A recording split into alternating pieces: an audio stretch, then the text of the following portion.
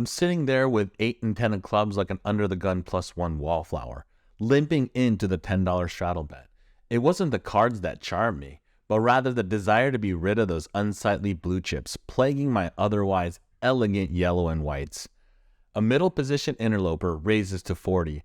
The button calls with a nonchalant nod, and the straddle follows suit like a series of dominoes destined to topple. With a pot now worth 120, I hesitantly toss in 100, which is just a call for another 30, as if bribing the poker gods for a good flop. And lo and behold, Queen of Hearts, 6 of clubs, and 9 of hearts appear before me, gifting me a double gutter that could be completed by either a sly 7 or a debonair jack, accompanied by the faint whisper of a backdoor flush draw. As if in slow motion, the action checks to the initial raiser, who boldly hurls 200 into the pot, as though tossing a lit match into a gasoline-soaked bonfire. The button and under-the-gun players fold their hands like cheap lawn chairs at a family picnic. In a moment of unbridled optimism, I decide that if I am to call, I must see the final 2 cards. I shove my remaining 570 into the pot, hoping against hope for a victorious outcome. The villain leaps into the pot with an insta-call faster than a coked-up hummingbird. The turn reveals a king, while the river timidly offers a 5 of diamonds. My adversary unveils his 10 and jack of hearts. The king sealed my fate to give him a straight, but I realized that even without his intervention, my opponent's jack high would have won the day. My bluff was about as effective as a screen door in a submarine. Will I get a second chance with my suited gapper? Ah, poker, the realm of redemption and second chances. So here I am, back at it again, this time cradling a 10 and 8 of clubs. Not the previous 8 and 10 of clubs, mind you. Let's see where this takes us, shall we? This under-the-gun player raised to 30, and both MP1 and I graciously limp along. The big blind, ever the opportunist, eagerly hops aboard our poker train. The flop unveils the 6, 8, and 9 of hearts. A veritable sea of crimson. Alas, both of my cards are clubs, as black as moonless midnight. The big blind checks, and the original raiser, after peeking at his cards as if to confirm there's hearts, raises a cool 50. MP1 calls, and I too toss in my chips into the pot. With a middle pair and a gut shot, I still have a chance at glory. And lo and behold, an 8 graces the table, bestowing upon me the power of trips. The under-the-gun player, now cautious, checks his option. MP1, who previously only called, suddenly bets out 150. Now, I could raise here, I really could. But what if he's slow playing a flush or a straight with 5-7 or 7-10? Surely no one in their right mind would play 5-7, right? That's not even on the pre-flop chart. Or perhaps he's weaving a bluffing tale, setting the stage for a river bluff. I opt to call the 150. The river delivers a 4 of clubs, an unassuming wallflower at a dance. On this final street, MP1 bets a sizable 300. With a snap, I call, aware that there aren't many hands from which I can extract more value. He announces overpair, and reveals the Queen of Hearts and the Queen of Diamonds. I certainly didn't see that coming, but it seems he was slow playing pre-flop. So it appears this is how one should play 8-10 suited, by having queens limp pre-flop, and then nailing trips on the turn. At least he didn't have 5-7, as I would have lost to a straight. But who's foolish enough to play 5-7? Who is dumb enough to play 5-7? Here I am, nestled in the straddle with 5-7 offsuit, the epitome of garbage. UTG +1 raises to 35, and the middle position player folds like a cheap suit. The cutoff calls, while the button, small blind, and big blind all bid adieu. I glance on my card once more just to confirm their abysmal quality and decide to limp call, woefully out of position to everyone.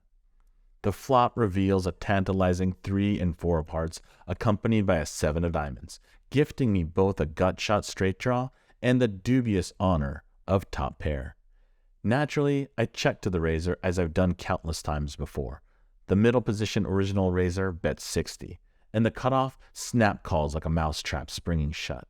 My 7 might have had a chance here, but I'm painfully aware that I'm at the mercy of overpairs and overcards, not to mention the looming threat of flushes.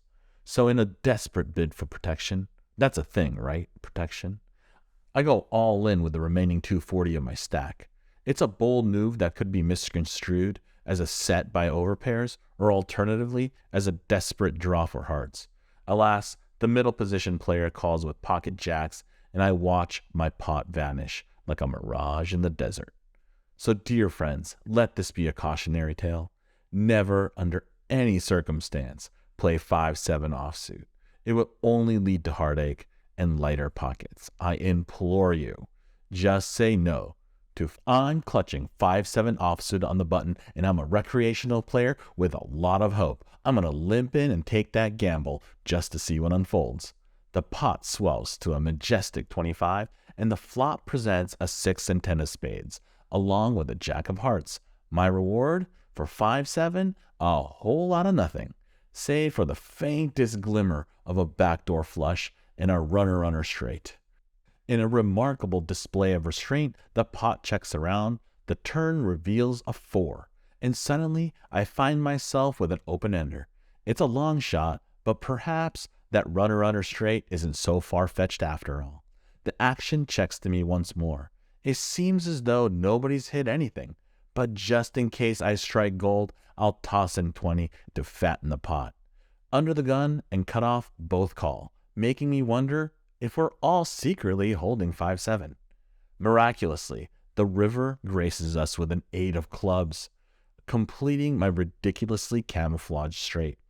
Unfortunately, Queen 9 and 7-9 have also made it, leaving me vulnerable to 2 superior hands. Under the gun checks, and the cutoff bets 60. With my 5-7, can I extract value from inferior cards? Why not give it a whirl? I'll min raise to 120, fully aware that it could be a silly move.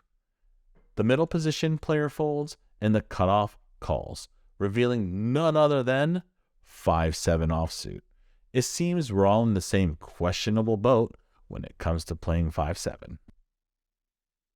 Serendipitously, a pair of regal kings appears in my hand while I'm on the straddle. As the night winds down, I find myself yearning for a bit of decorum at the poker table. The cutoff limps along, and the button and small blind follow suit with timid limps of their own. The big blind, however, opts for a more assertive approach, squeezing for 60. In the presence of royalty, I re-raise to 150 with my stately kings. It folds around back to the big blind, where he graciously accepts my invitation with a call. The flop reveals a motley assortment of insignificant cards, nothing, and more nothing, and the big blind checks the hand. I push all in for 280, and he snaps into action with a call. I suspect he too had an overpair. The turn introduces a lowly deuce and a slightly more substantial 6, but my kings remain unchallenged. With a flourish, I rake in the pot and bask in the glory of a double-up.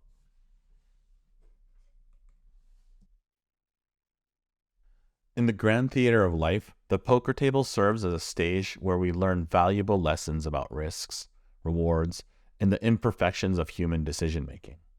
Like playing 5-7 offsuit, we sometimes foolishly chase dreams that seem improbable or downright impossible, only to stumble upon somebody else doing the exact same thing in the most unexpected places.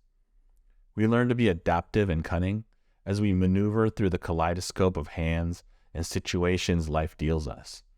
Whether it's an audacious bluff that fails or the joy of landing a disguised straight, we are reminded that uncertainty is a constant companion and that fortune favors the bold. In the end, it's not always the strength of the cards we're dealt, but the way we play them that truly defines our success in the game of life.